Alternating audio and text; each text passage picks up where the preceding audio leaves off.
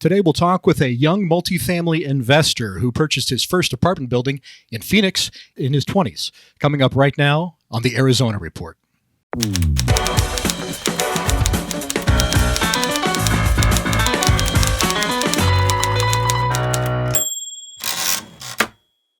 Welcome to episode number 17, Investing in Multifamily Real Estate in Your 20s. My name is David Meek, Arizona real estate broker, licensed agent with Keller Williams Arizona Realty in Scottsdale.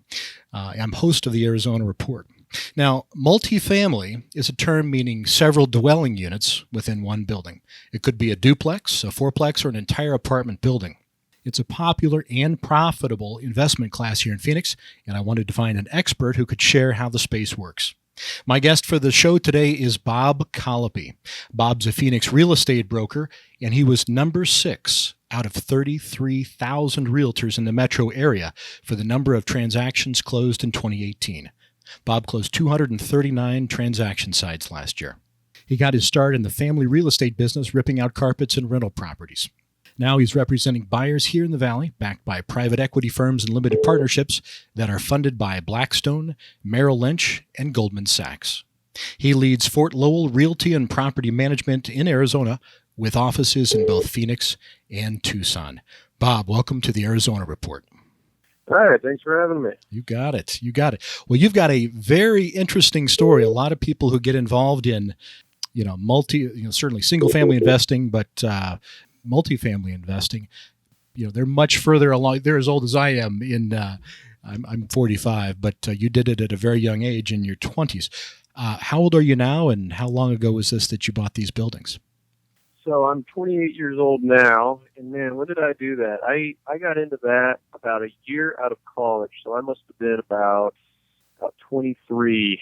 Wow. When I got into the apartment complex. Yep. That's pretty unique. Did you have any mentors how did you develop an interest in the space? So yeah, basically I grew up in it. My family were property managers. Okay. And so I grew up in that, but that's basically where that ends. I had to go out there myself and figure all this out, find my own networks, learn how syndications work. Let me stop you right there. I had to go find a mentor who understood that. What is syndication?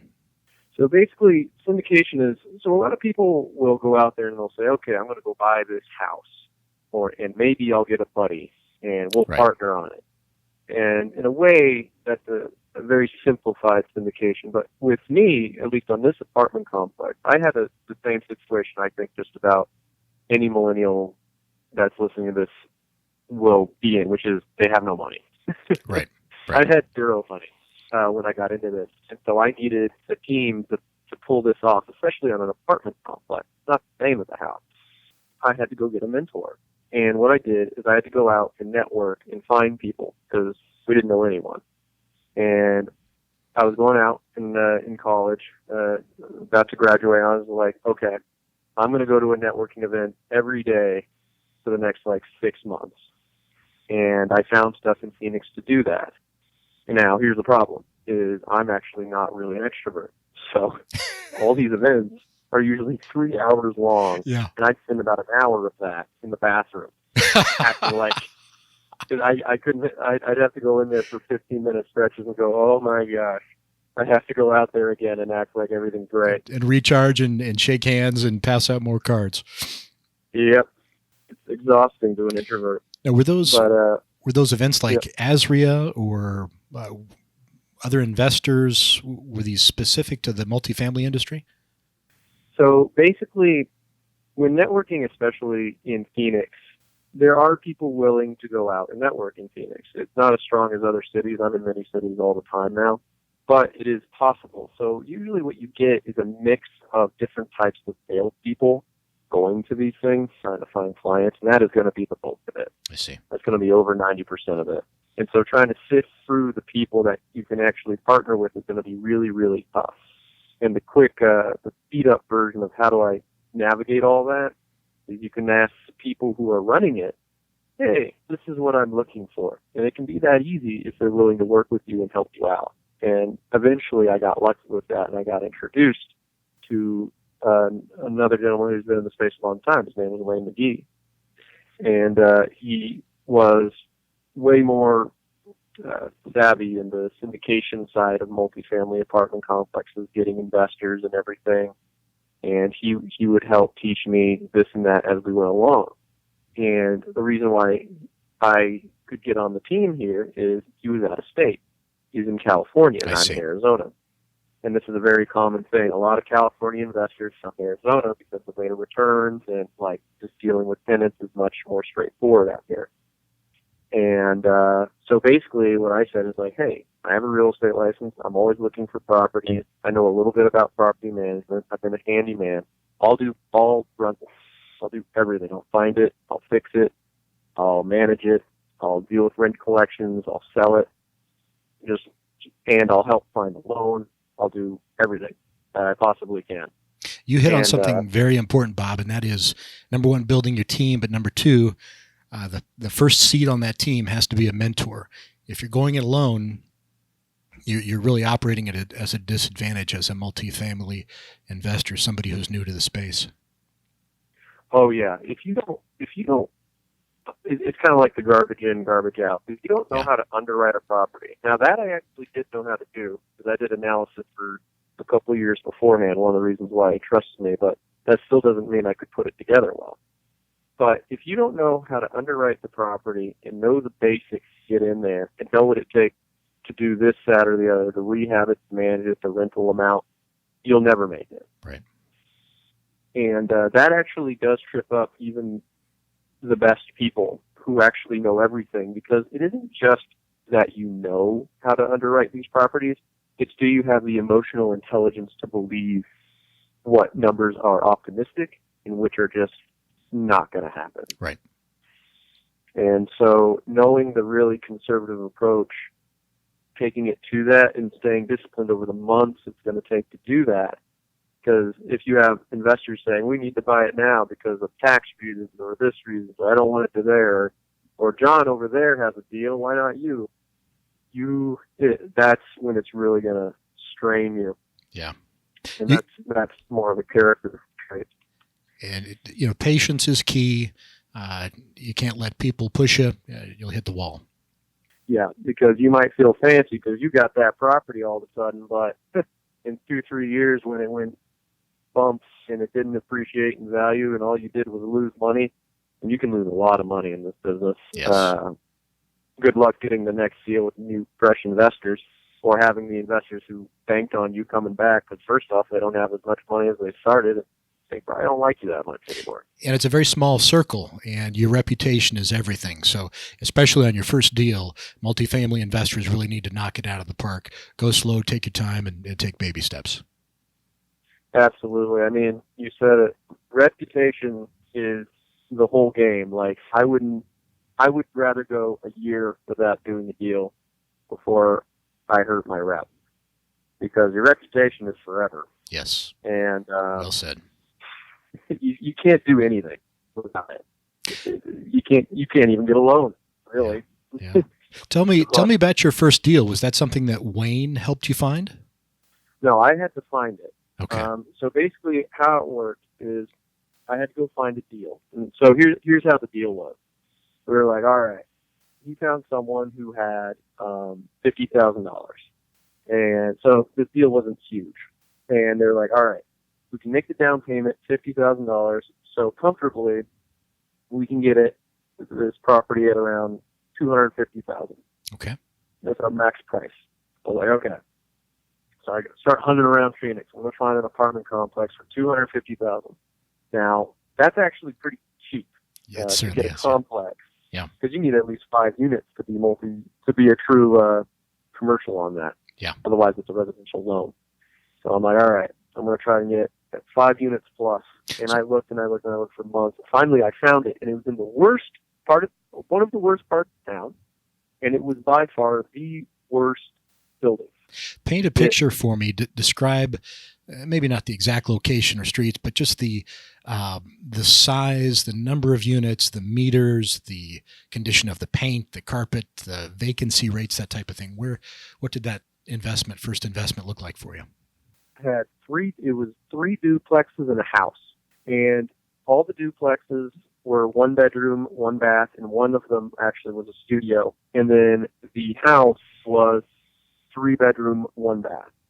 And this place was destroyed because the person who bought it knew nothing about real estate and ran the thing into the ground. And I found out later that she never even went to see it. Yeah. So we got 7 units we negotiated it from about 210,000, I believe, to 107.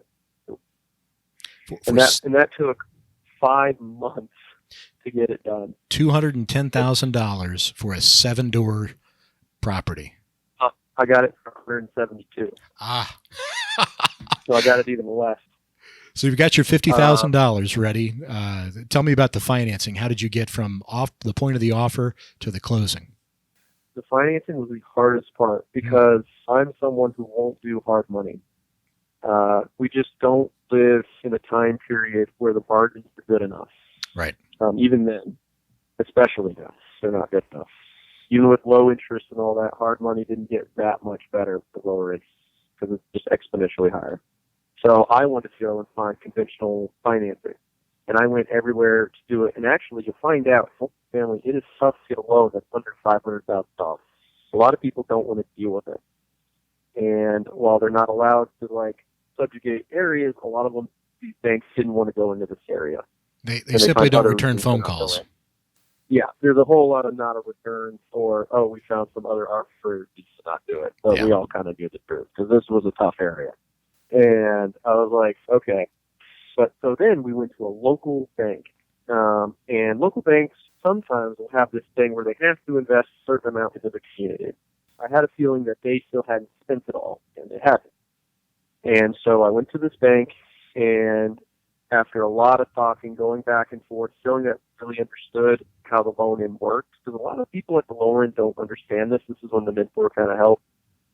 It showed we were a little bit more polished, and because I was local, I did this, and he had a really good rep, they're like, fine, we'll do a deal with you. Because the smaller guys will look at you as a person more than Bank of America, Wells Fargo will.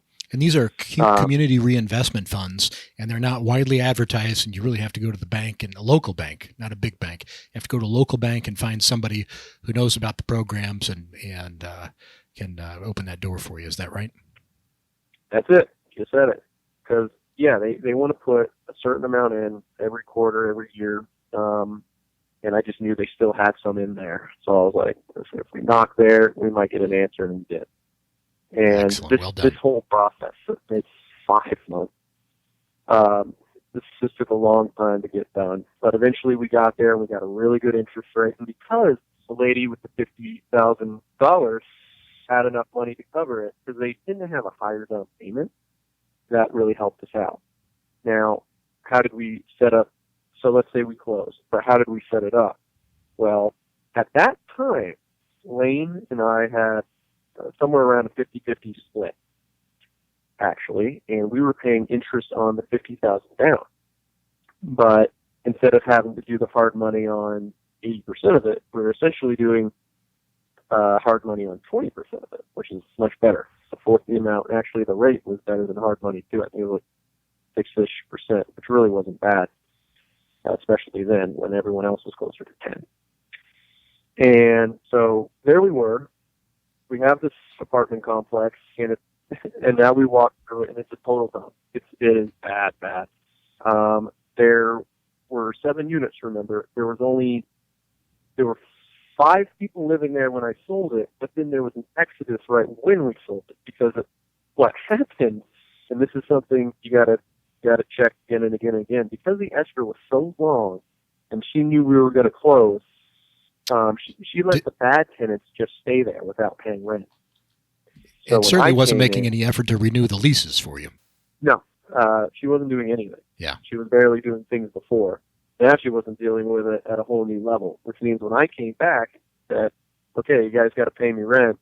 I had 2 more people run away. Yeah. Now I had 3 units paying rent, a house, and another guy who had the entire duplex for $400 a month. And I was trying to get these puppies for $550 a month each. So this guy was not going to be able to stay, but I kept him there. And I said, fine. We're going to keep him there because he's spending some money, and we're going to go fix this duplex. So we did.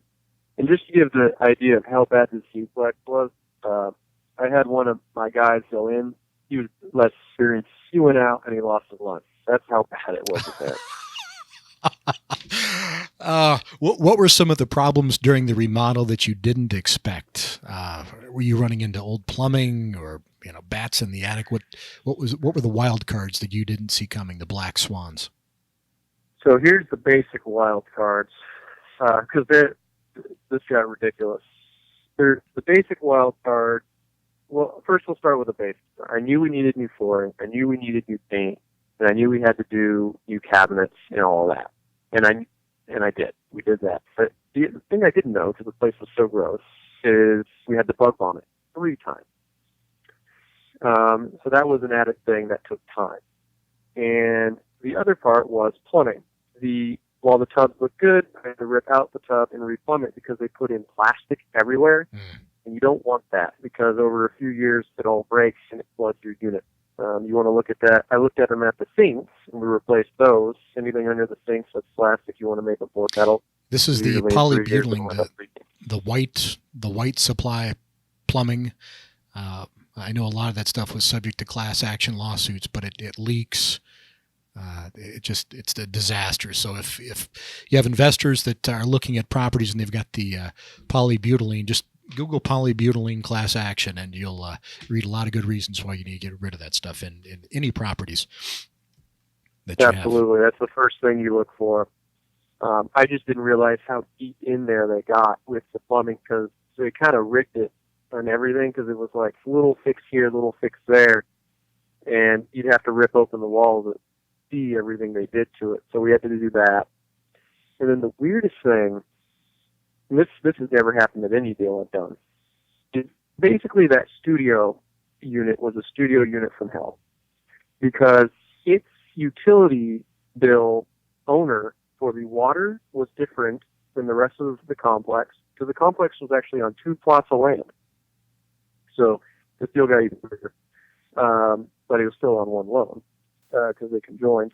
But the utility had a different owner on the water, and the electric was another owner. And neither of them were the owners of the land, and I didn't know who they were. Wow. And I didn't know what to do with it. And whenever it turned on and off, I had no control over it.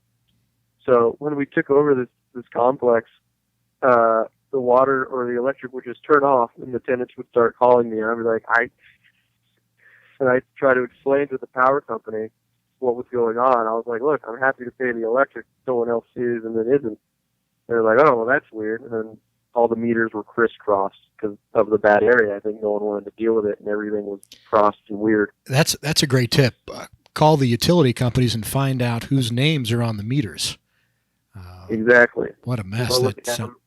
Every single one of them you want to check. Yeah. Because I still don't know whose it was. Eventually, we straightened it out 3 months later.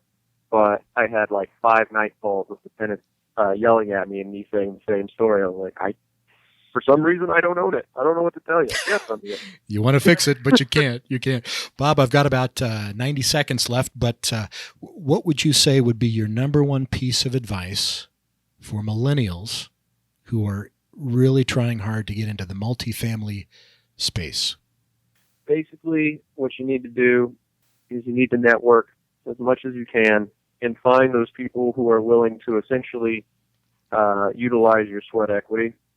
And you also need to go out there and get some of those basic skills that you can leverage, whether it's being a handyman or going into property management or getting the real estate sales license and getting at least 2 of those. Because if you have 2 of those, you position yourself as kind of like an intersection. So you can be one guy instead of 2, and that's valuable to them. And then you just go from there. So on your team of 6, team of 7, you want to have at least 2 of those seats on your team. Oh, yeah. Excellent. Well, Bob, if somebody wants to find you to have you assist them buy a multifamily property, or there's a large family office or a big investor who wants to contact you to find multifamily opportunities in Phoenix, what's a good number? What's a good website? So good number is 773-0685. And then we have a few websites. They're all Fort Lowell Realty.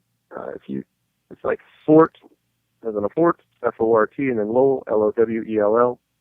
And Realty will come up, or it's flraz.com or FLRPHX. FLRAZ.com. Okay. Or you can hunt me down on YouTube. I have a channel that teaches people about things there as well. And then you can backlink us through there. Excellent.